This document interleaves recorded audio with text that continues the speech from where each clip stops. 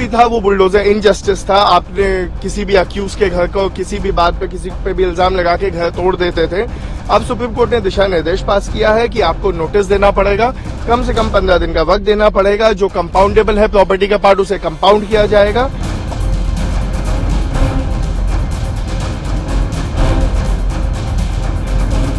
अधिकारियों पे एक जिम्मेदारी डाल दी गई कि अगर कोई अधिकारी गलती कर रहा है, कानून तोड़ रहा है इससे रिलेटेड, तो उनकी पर्सनल जिम्मेदारी होगी। अगर उन्होंने कोई प्रॉपर्टी डिमोलिश की है, इलीगली डिमोलिश की है, भी था वो बुलडोजर इनजस्टिस था। आपने किसी भी अक्यूज के घर को किसी भी बात पे किसी पे भी इल्जाम लगा के घर तोड़ देते थे। अब सुप्रीम कोर्ट ने दिशा निर्देश पास किया है कि आपको नोटिस देना पड़ेगा, कम से कम 15 दिन का वक्त देना पड़ेगा। जो कंपाउंडेबल है प्रॉपर्टी का पार्ट उसे कंपाउंड किया जाएगा। और अधिकारियों पे एक जिम्मेदारी डाल दी गई कि अगर कोई अधिकारी गलती कर रहा है, कानून तोड़ रहा है इससे रिलेटेड, तो उनकी पर्सनल जिम्मेदारी होगी। अगर उन्होंने कोई प्रॉपर्टी डिमोलिश की है, इलीगली डिमोलिश की है, तो उसको रेस्टिट्यूट करने की। ये अपने आप में एक बहुत बड़ा प्रावधान बना दिया है कोर्ट ने, क्योंकि अधिकारी भी अब एक बार सोचेंगे जब उनकी खुद की जिम्मेदारी, उनके खुद के जेब से पैसा जाएगा। जब किसी गरीब मजलूम या किसी माइनॉरिटी का या किसी का घर जब तोड़ देते थे तो वो उस पर ज्यादा सोचते नहीं थे। सर, सुप्रीम कोर्ट ने कार्रवाई में भेदभाव की भी बात कही कि कुछ का घर तोड़ दिया जाता है, कुछ के घरों को छोड़ दिया जाता है। इस पर क्या सुप्रीम कोर्ट ने साफ तौर पर कहा? सुप्रीम कोर्ट ने साफ कहा कि अगर एक जगह घर है वहां पे और आपने एक ही लाइन में घर, आपने बस एक घर पकड़ा उसको तोड़ दिया, तो ये दिखाता है कि एक भेदभाव है। अगर एनक्रोचमेंट है उसी लाइन में बाकी घर है तो वो भी एनक्रोचमेंट है।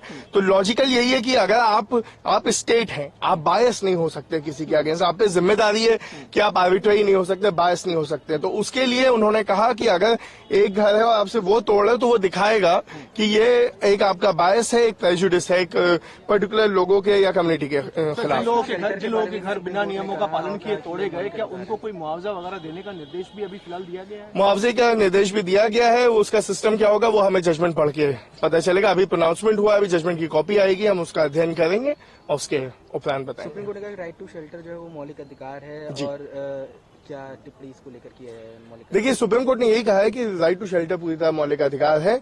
Right to shelter right to life का हिस्सा है। और आप जब किसी का घर ऐसे तोड़ देते हो जाके, जो उसने जिंदगी लगा दी है बनाने में, तो आप उस मौलिक अधिकार की अवहेलना करते हो, उसके विपरीत कार्य करते हो। इसलिए उसको रिकॉग्नाइज किया है फिर से, जो कि पहले भी रिकॉग्नाइज्ड राइट है, उसको फिर से रिआइट्रेट किया है कि राइट टू शेल्टर जो है वो एक मौलिक अधिकार है। सुप्रीम कोर्ट ने कहा किसी भी सरकारी अधिकारी को मनमानी तरीके से बुलडोजर चलाने के लिए जो है वो बख्शा नहीं जा सकता है।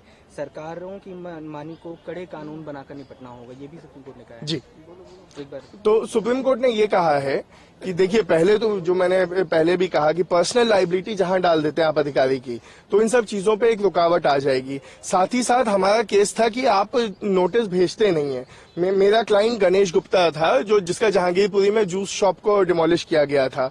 उसमें जो नोटिस स्टेट ने लगाया था अपने काउंटर एफिडेविट में, वो नोटिस हमारी दुकान का है ही नहीं, हमारा नाम भी नहीं है उस पे।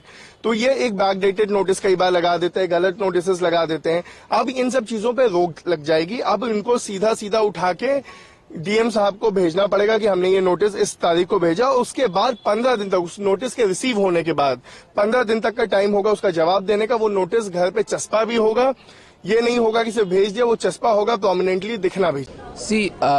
ये मामला 2022 से कोर्ट में था कि इल्लीगल तरीके से अथॉरिटीज़ बुलडोज़र का इस्तेमाल करके लोगों के घरों को गिरा देती हैं। कई बार उसमें सुनवाई हुई और कुछ ऑर्डर्स भी पास हुए। आज उस पर फाइनल जजमेंट आया और फाइनल जजमेंट में कोर्ट ने ये कहा है कि ये घर का जो मामला है, घर तोड़ने का मामला बहुत ही सीरियस इशू है। किसी इंसान का घर जो होता है वो एक सिर्फ एक्यूज्ड का घर नहीं होता, वो पूरी फैमिली का घर होता है और पूरी फैमिली के एस्पिरेशंस एंड होप उस घर से जुड़े होते हैं, उसके फ्यूचर उससे जुड़े होते हैं। तो इस तरह से अगर अथॉरिटीज़ घर को तोड़ती है तो बिल्कुल गलत है और इल्लीगल है। एक बात ये कही। दूसरी बात ये कही कि अगर घर किसी ने गलत तरीके से बनाया है तो उसको देखना पड़ेगा अलग अलग एंगल से।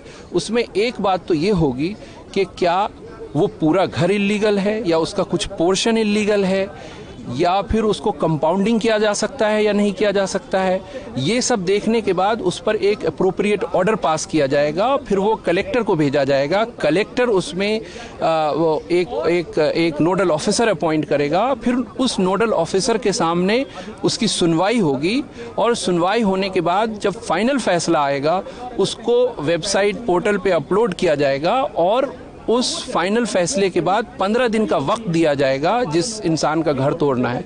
और उसके साथ साथ एक बात और कही कोर्ट ने कि देखिए ये मामले को पिक एंड चूज बेसिस पे नहीं होगा, उसको देखना पड़ेगा कि सिर्फ ये एक ही इंसान का घर है जो इलीगल था या और लोगों का उस मोहल्ले में जो घर है वो इलीगल है। तो इन सब कंसिडरेशन को देखने के बाद ऑर्डर पास किया जाएगा, 15 दिन का वक्त दिया जाएगा ताकि वो अगर फाइनली उसको तोड़ना ही है तो वो अपील कर सके या घर को खाली कर सके।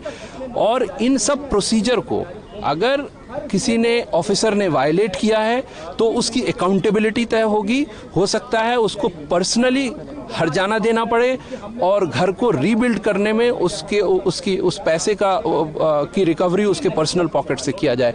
तो ये एक बड़ा गाइडलाइन है।